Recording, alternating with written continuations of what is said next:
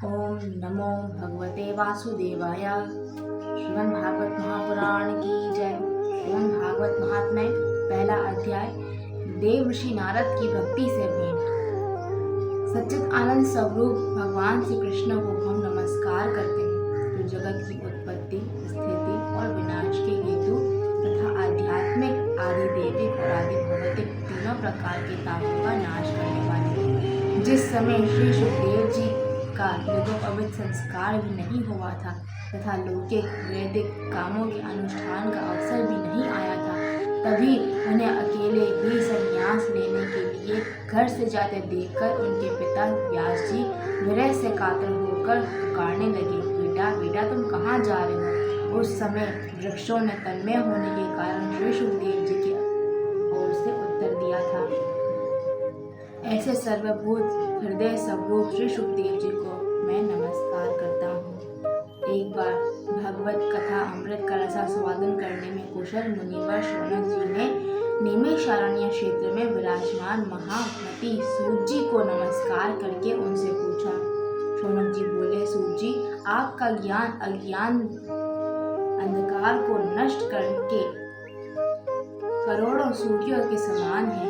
आप हमारे कानों के लिए साज्ञान रसायन अमृत स्वरूप सार गर्भित कथा कहिए। भक्ति, ज्ञान और वैराग्य से प्राप्त होने वाले महान विवेक की वृद्धि किस प्रकार होती है तथा वैष्णव लोग किस तरह इस माया मोह से अपना पीछा छुड़ाते हैं। इस घोर कलिकाल में जीव पराय असुरी स्वभाव के हो गए हैं। विविध कलेशों से आक्रांत इन जीवों को शुद्ध बनाने का सर्वश्रेष्ठ उपाय क्या है। सूत जी, आप हमें कोई ऐसा शाश्वत साधन बताइए जो सबसे अधिक कल्याणकारी तथा पवित्र करने वालों में भी पवित्र हो तथा जो भगवान श्री कृष्ण की प्राप्ति करा दे।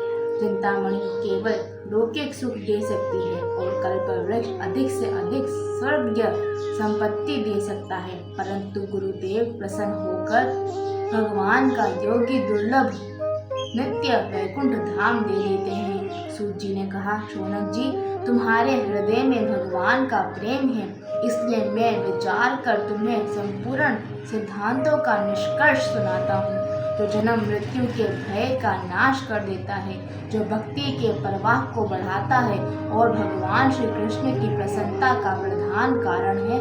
मैं तुम्हें वे साधन बतलाता हूँ, उसे सावधान होकर सुनो। श्री सुखदेव जी ने कलयुग में जीवों के काल रूपी सर्प के मुख का ग्रास होने के त्रास का अत्यंतिक नाश करने के लिए श्रीमद् भागवत शास्त्र का प्रवचन किया है।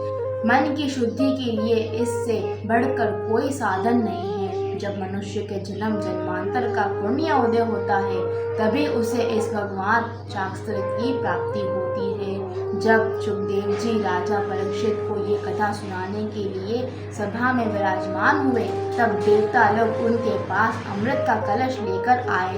देवता अपना काम बनाने में बड़े कुशल होते हैं, अतः यहाँ भी सब ने श्री सुखदेव मुनि को नमस्कार करके कहा, आप ये अमृत लेकर बदले में हमें कथा अमृत का दान दीजिए। इसे पाकर परस्पर विनिमय हो जाने पर राजा परीक्षित अमृत का पान करें और हम सब श्रीमद् भागवत रूप अमृत का पान करेंगे।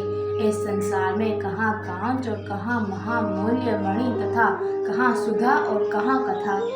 श्री सुखदेव जी ने ये समय देवताओं को हंसी उड़ा दी और उन्हें भक्ति शून्य जानकर कथा अमृत का दान नहीं किया। इस प्रकार ये श्रीमद् भागवत की कथा देवताओं को भी दुर्लभ है। पूर्व काल में श्रीमद् भागवत के श्रवण से ही राजा परीक्षित की मुक्ति देखकर ब्रह्मा जी को भी बड़ा आश्चर्य हुआ था। उन्होंने सत्य लोक में तराजू बांधकर सब साधनों को तोला, अन्य सभी साधन तोल में हल्के पड़ गए।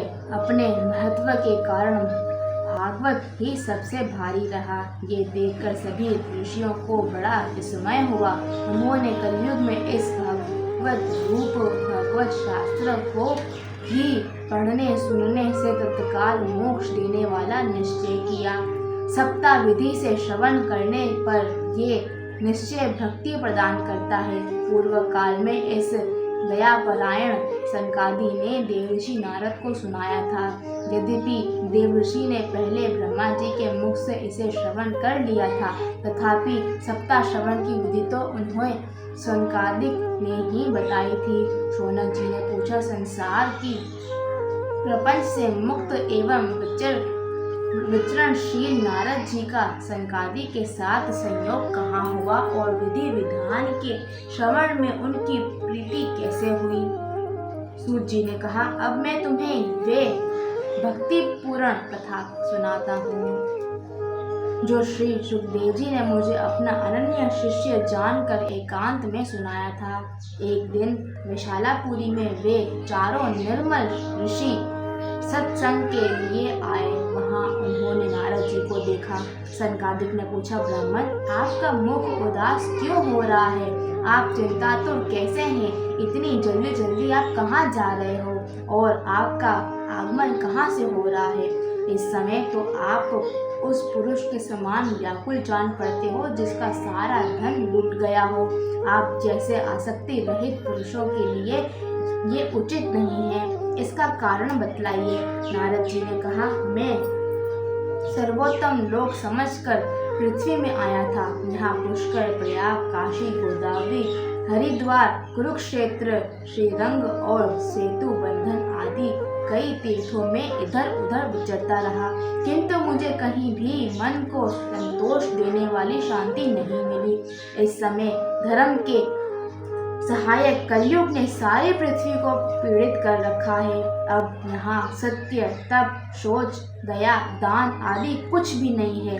बेचारे जीव केवल अपना पेट पालने में लगे हुए हैं। वे असत्य भाषी, आलसी, मंद बुद्धि, भाग्यहीन हो गए हैं। जो साधु संत कहे जाते हैं वे पूरे पाखंडी हो गए हैं। देखने में तो वे विरक्त हैं, किंतु स्त्री, धन आदि सभी का परिग्रह करते हैं।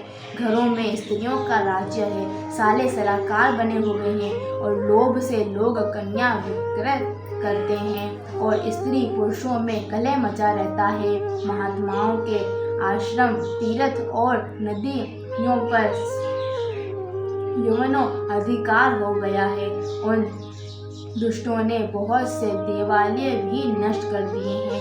उस समय यहाँ ना कोई योगी है, ना ही सिद्धि है और ना ज्ञानी है और ना सत्कर्म करने वाला है। सारे साधन इस समय कली रूप दावानल से जलकर भस्म हो गए हैं। इस कलयुग में सभी देवश्वासी बाजार में अन्न बेचने लगे हैं। ब्राह्मण लोग पैसा लेकर वेद पढ़ाते हैं और स्त्रियां विषय वृत्ति से निर्वाह करने लगी है। इस तरह कलयुग के दोष देखते और पृथ्वी पर विचरता हुआ मैं यमुना जी के तट पर पहुंचा, जहां भगवान श्री कृष्ण की अनेकों लीलाएं हो चुकी हैं। पर मुनिवर सुनिए, वहाँ मैंने एक बड़ा आश्चर्य देखा। वहाँ एक युवती स्त्री खिन्न मन से बैठी थी। उसके पास दो वृद्ध पुरुष अचेत अवस्था में पड़े और जोर जोर से सांस ले रहे थे। वे तरुणी उनकी सेवा करती हुई कभी उन्हें चेत कर लेने के प्रयत्न करती और कभी उनके आगे रोने लगती थी। वे अपने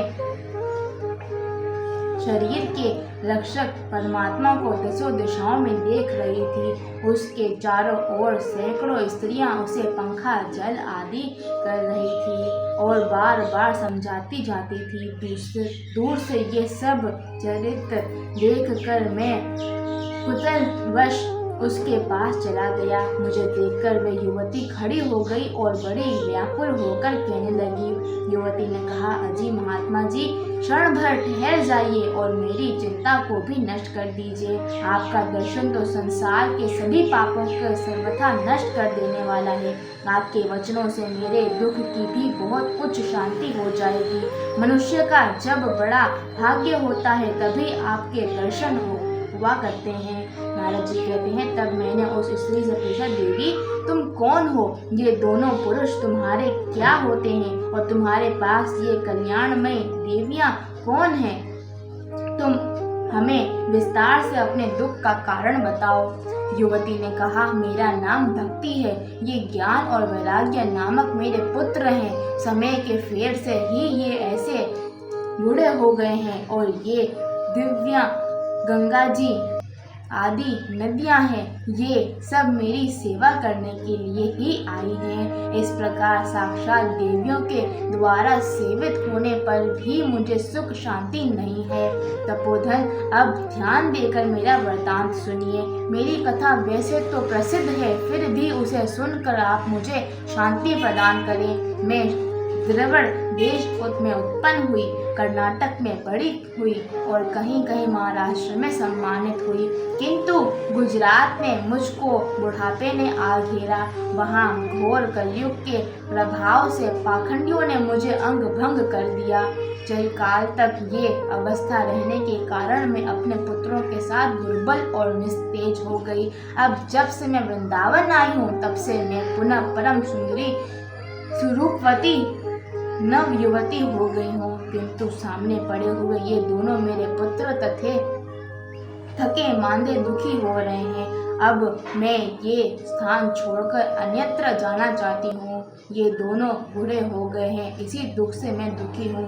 मैं तरुणी क्यों और ये दोनों पुत्र बूढ़े क्यों? हम तीनों साथ साथ रहने वाले हैं, फिर ये विपरीतता क्यों?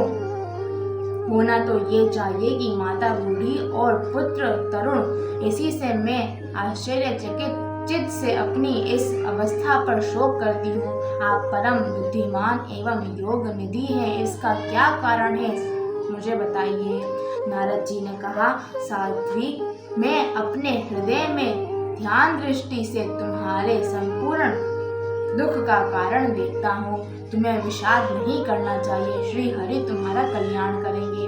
सूत जी कहते हैं, मुनिवर, नारद जी ने एक क्षण में ही उसका कारण जानकर कहा।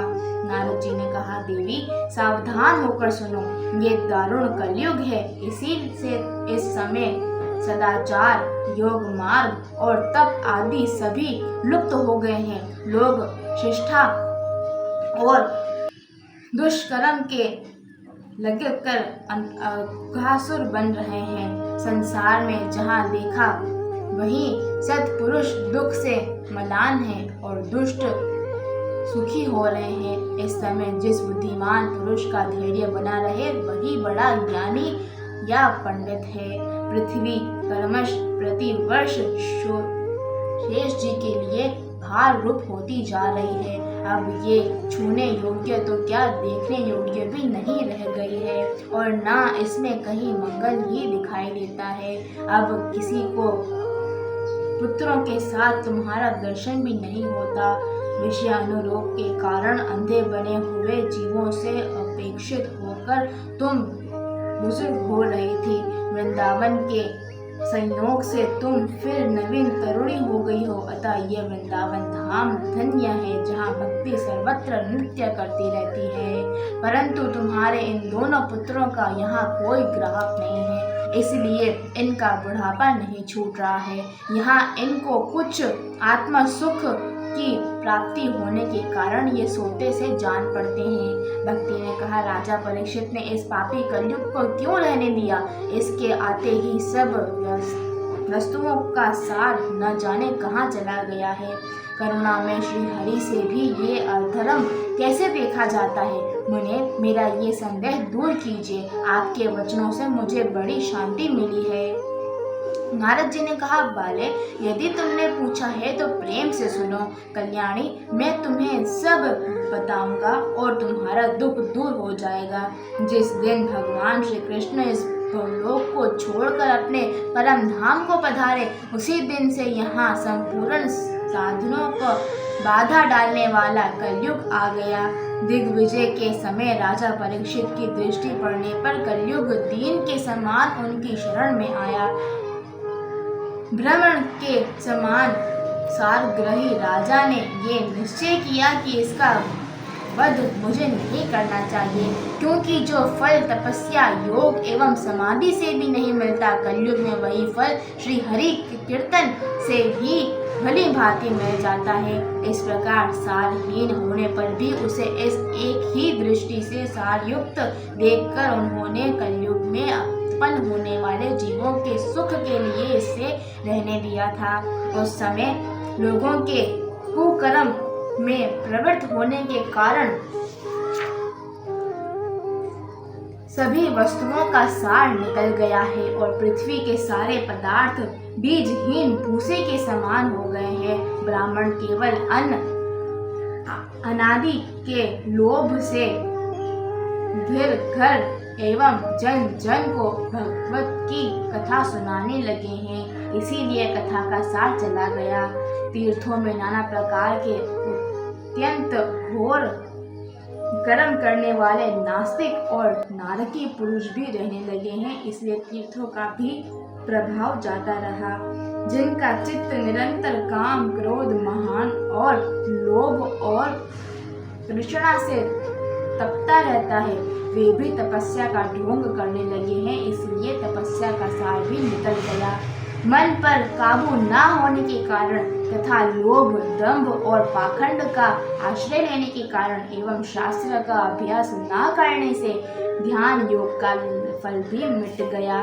पंडितों की ये दशा है कि वे अपनी स्त्रियों के साथ भैंसों की तरह रमण करते हैं। उनमें संतान पैदा करने की ही कुशलता पाई जाती है।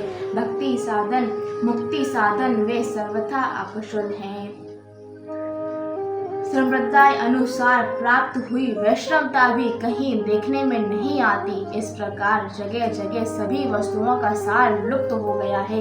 ये तो इस युग का स्वभाव ही है, इसमें किसी का दोष नहीं है। इसी से पुंडरीकाक्ष भगवान बहुत समीप रहते हुए भी ये सब सह रहे हैं। सूत जी कहते हैं, शौनक जी, इस प्रकार देव ऋषि नारद के वचन सुनकर भक्ति को बड़ा आश्चर्य हुआ और फिर उसने जो कुछ कहा उसे सुनिए। भक्ति ने कहा, देव ऋषि आप धन्य है, मेरा बड़ा सौभाग्य था जो आप समागम हुआ।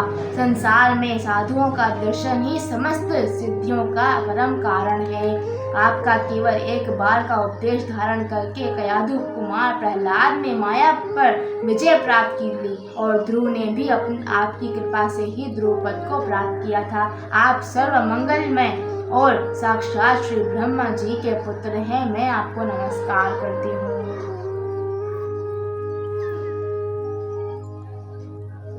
श्रीमद् भागवत महापुराण की जय।